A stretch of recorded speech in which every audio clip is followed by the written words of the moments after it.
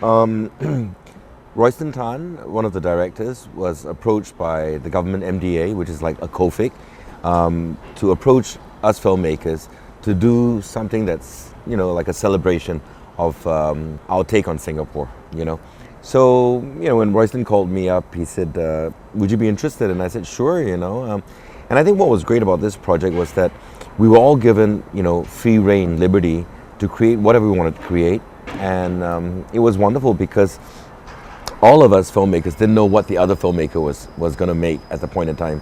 When we finally got to see all our shorts put together, it was very moving. I felt an emotional feel to it, yes. Well, basically this year in Singapore there are lots of celebrations and lots of what we call SG50 projects, which celebrate 50 years of independence. And so this film gathering the 7 of us and our teams was a particularly moving project for us.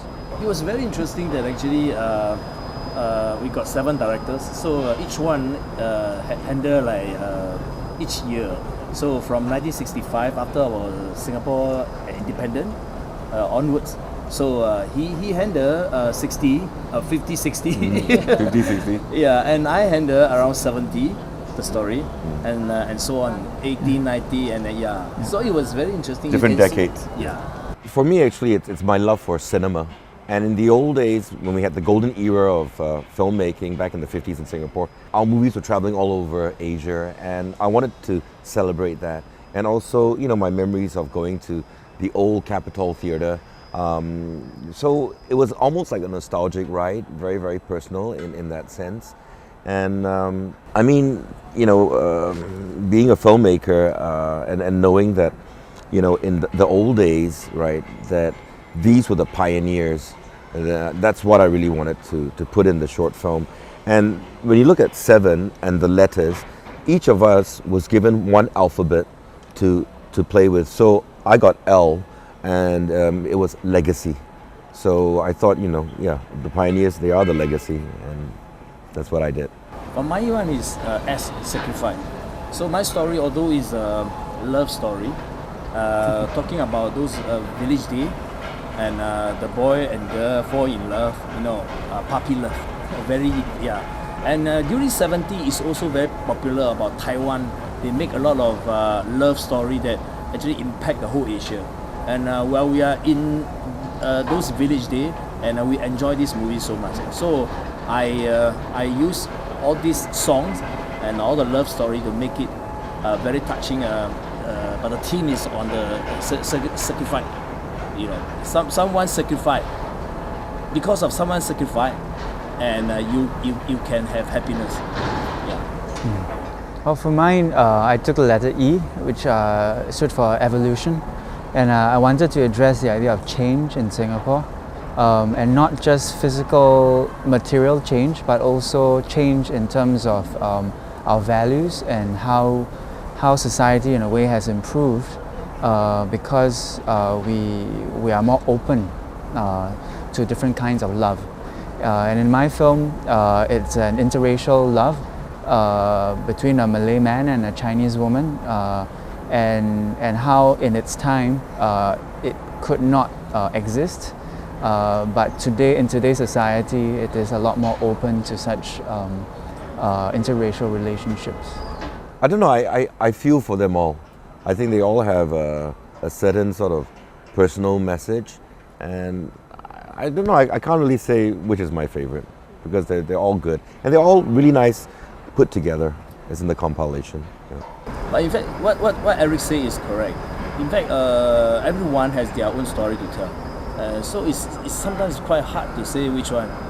We enjoy every part. Maybe this one is very funny, but the other one is very touching.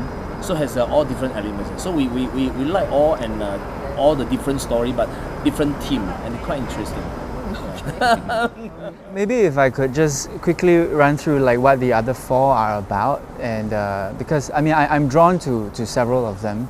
One of it would be Royston's short film, which is about a young boy who who makes friends with his Malay neighbor who lives upstairs. Again, it deals with the idea of Singapore as a multiracial society, and something we treasure very much. Tan Pin Pin's film is about a mother who had adopted her child and is traveling up to Malaysia to look for her the birth mother of the child. And so in that sense, the idea of surrogacy and connection with Malaysia is also addressed. Okay, now I have to run through the other two as well. Kelvin Tong's film, I mean, you can cut this out if you want. Kelvin Tong's film is about a family who drives up to Malaysia again on this annual tomb sweeping festival, and how in his film it traces the changes, the physical changes in Singapore that had happened over the years, and it's a very, very, very moving film.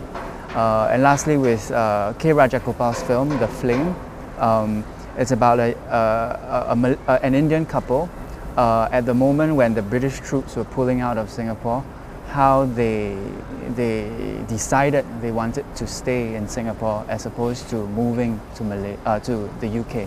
So, see, I think all the films address very interesting facets on what being Singaporean is, and they are all, I think, very personal.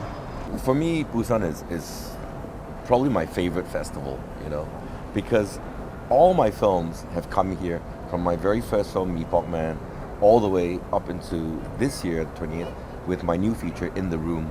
And I've always found the audience so receptive, and the festival is just very, very close to my heart.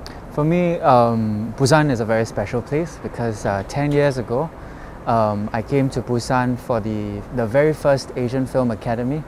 And at that time, the Ho Xiao Hsian was the dean of the program, and I learned a lot from him. And 5 years ago, I had my first film shown here, Sandcastle, and then now here again with this very meaningful omnibus. I think it is always a very special place for me to be able to show my films. Busan Film Festival is actually the festival that I always want to come, but not all the time I got invited because I seldom send my film for competition. Because sometimes I send, they found that the film is too commercial, so were thrown out. And I hope that I can do something that in future that can be accepted. And I'm still learning. And I didn't know that it's already 20th anniversary. It's very fast.